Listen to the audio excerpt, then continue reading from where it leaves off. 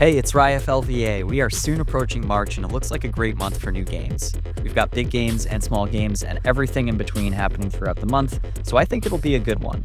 January and February have been catch-up months for me as I've been finishing games left over from 2025 like Metroid Prime 4 and Trails in the Sky First Chapter.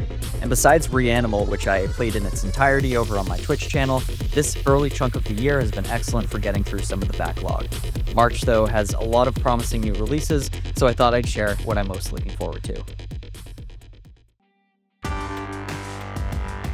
First, on March 5th, Bungie is releasing Marathon, a first-person extraction shooter.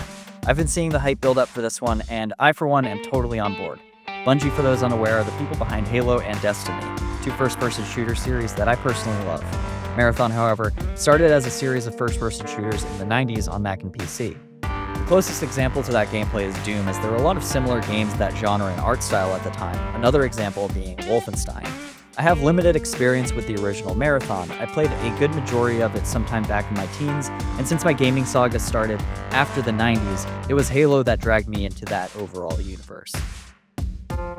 The new Marathon is a different approach in genre. Being an extraction shooter, you'll select one of several builds called runners or shells, enter a large map with other players, and work towards objectives and contracts while looting and defeating others, all while trying to make it to the end of the extraction so that you can get away with any loot or succession that you achieved during the round.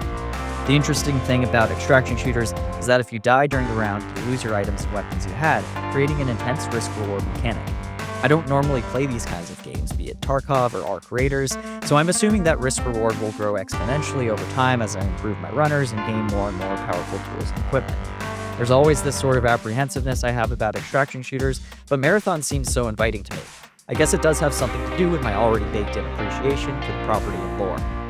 I also adore the art style, and while there was some controversy around that, it seems like everything's been cleared and patched up. Everything from the neon colors to the way things sound and the overall vibe absolutely pop on the screen. Escape will make you God. Let's go.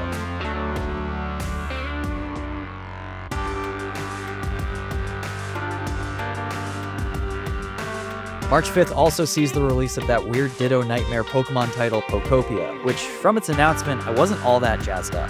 I find limited fun with quote-unquote forever games that you can seemingly play to no end. Games like Animal Crossing, Stardew Valley, Minecraft, etc. There's a lot. And on the whole, while this game is probably more so intended for a younger audience that can utilize that imagination a little better than myself, they announced it will have an ending and end credits to reach, so that's awesome. With the recent previews, it sure does look like a lot of fun. In Pokemon Pokopia, you take control of a Ditto that finds a Pokédex of a lost trainer and morphs into him or her. The game itself seems to focus around crafting and building, with the methods for those actions being the different Pokemon you meet and encounter. Everyone has a different ability that will assist in exploration and construction efforts, like a Squirtle will help water plants and a Scyther will help cut tall grass. Being a Ditto, of course, this means that you'll copy that Pokemon and morph parts of your body into it to use that ability. It's a very bizarre premise even for a Pokemon game, but I think I can see myself getting into this. I'm actually most excited for the end game, as that's where I'm assuming you'll have many Pokemon abilities to choose from while having maximum creative freedom to create the world.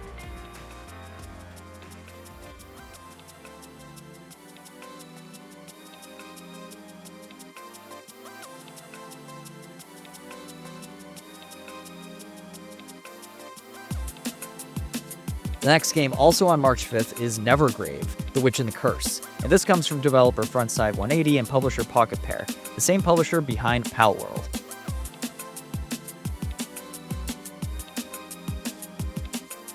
From the Steam description, Nevergrave is a, quote, Metroidvania cross roguelite where you journey with the aid of a cursed path, use a variety of magic, or possess your enemies to reach the lowest levels.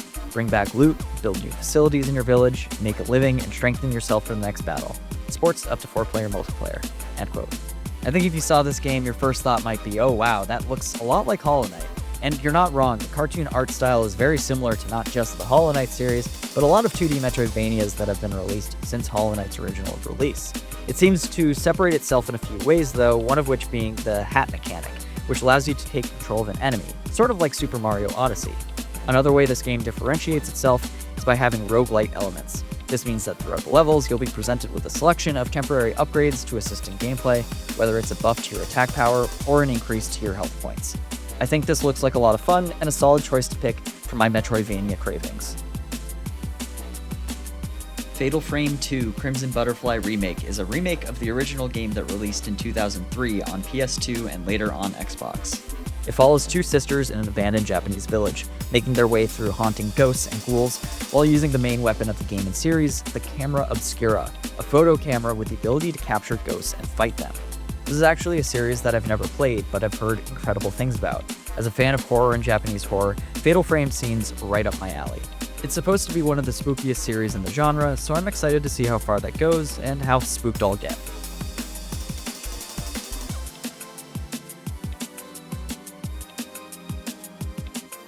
Mr. Sleepy Man arrives on March 16th from developer Devin Sankey, and oh man, am I excited for this weird-looking game. This 3D platformer will have you playing as the Sleepy Man himself, running around the world creating problems and causing hysteria. I love this little agent of chaos, and based on what I've played, it feels fun to control and play as. Where this game will hit for me the most is in the humor. There's this totally strange, off-kilter vibe going on with it, reminding me a lot of a game from 2024 called Thank Goodness You're Here. Mr. Sleepy Man also has a very catchy theme song, which I implore you to check out.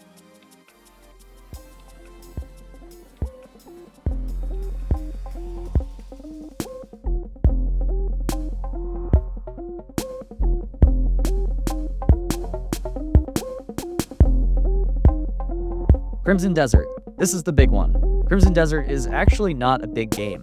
It's a massive game that seems to both look insane and play insane. Korean developer ALBIS is known for their long-running MMO Black Desert Online, and it's really cool to start seeing them branch into new games and genres. Besides the behemoth that is Crimson Desert, they also have DokeV in production, a third-person action-adventure game that looks like it has a lot of similar elements and mechanics to Pokemon.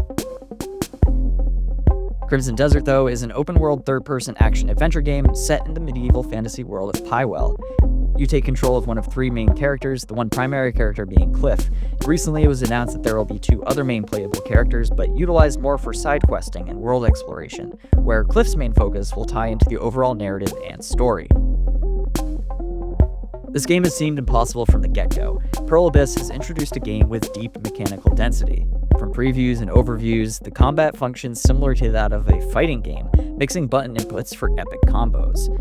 And the combat just looks incredibly fun. It might be an easy to learn, difficult to master sort of thing, and I accept the challenge. This translates into how you operate in the world itself, with multi-step inputs to do things like what I've seen, like raise a flag, for example. On top of that, you have this world absolutely brimming with life and activity. There's cooking, fishing, hunting, mining, puzzles, factions, dispatches to send your allies on missions, a campground you can return to, home building, a whole dang economy system, dragons, mechs, and even a dragon mech. It's crazy how ambitious this game is.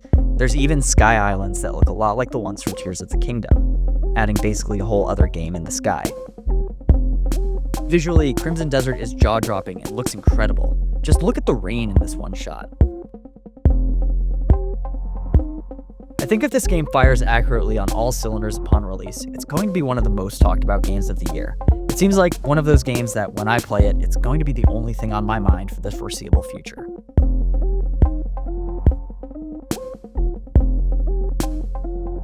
Journey of the Garden Rose is a low-poly 3D action-adventure game set in a palace full of all sorts of unholy creatures on a quest to rescue your mother. This game definitely looks to have the vibes, as it mimics classic or retro polygonal PC and PlayStation 1 games such as Kingsfield. Over the recent years, there have been a lot of these low-poly Kingsfield-likes or chill souls, and I'm a really big fan of them. Games like Dread Delusion,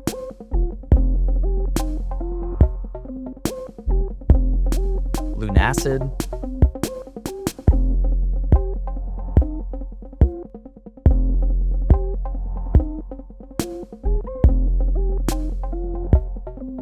ALBIS,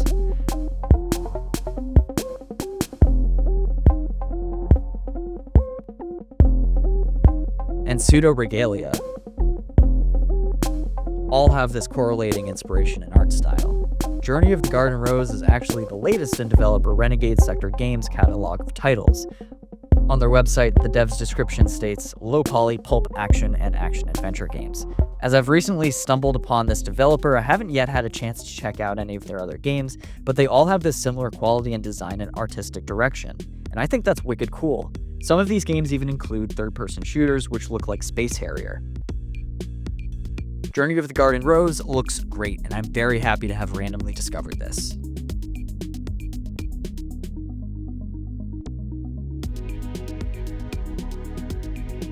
Ariana and the Elder Codex is another March Metroidvania, and this is from developer Idea Factory, Japanese developers based in Los Angeles, who've made games in JRPGs like the Hyperdimension Neptunia series and Fairy Fencer F, to name a couple.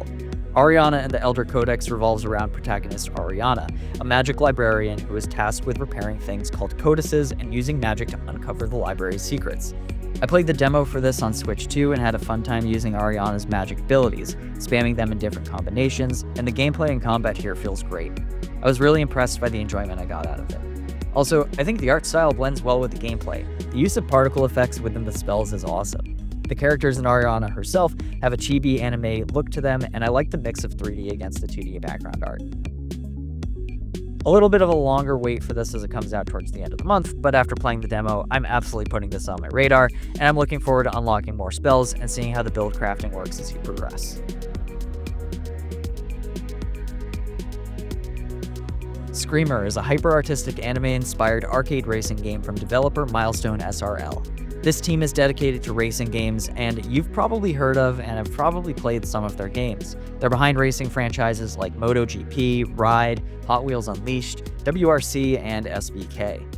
They didn't start out this way though, with their first two non-racing games, Super Loops and Iron Assault. The third game they released in 1995 was a game called Screamer on MS-DOS, an arcade racing title. Scream 2026, therefore, is a reboot, albeit in exchange for polygons, we get excellent-looking 3D anime cutscenes with a full story surrounding the revamped arcade racing. It looks incredible and sounds incredible too. I hardly ever play racing games, so if I play one this year, it's definitely Screamer. The final game on my list for games to keep an eye out for this month, Damon and Baby, is an isometric twin-stick shooter/action-adventure where you control the titular Damon and Baby, and this game is oozing with style, and it's no surprise as it's being developed by Arc System Works, with fighting game series like Guilty Gear, Double Dragon Revive, and the new Marvel fighting game, Marvel Togon Fighting Souls, and titles within a variety of other genres. There is a demo out for Damon and Baby, but I haven't played it yet. I don't know if I will, as I'm pretty confident I'll enjoy this upon release. I love the art style and the character designs, and the gameplay loop itself will have you going from battle phase to exploration phase and back, fighting enemies and bosses with a variety of melee and ranged weaponry. This is a game that seems like it's speaking directly to me, and I'm very excited for it. Well, it looks like a lot of fun is on the way. March 2026 looks pretty sweet and packed with goods. Hopefully, some of these will look cool to you too. If you want to see more of my videos when they come out, please head over and click that subscribe button for all future updates and videos. This has been RyFLVA. See ya on the next one.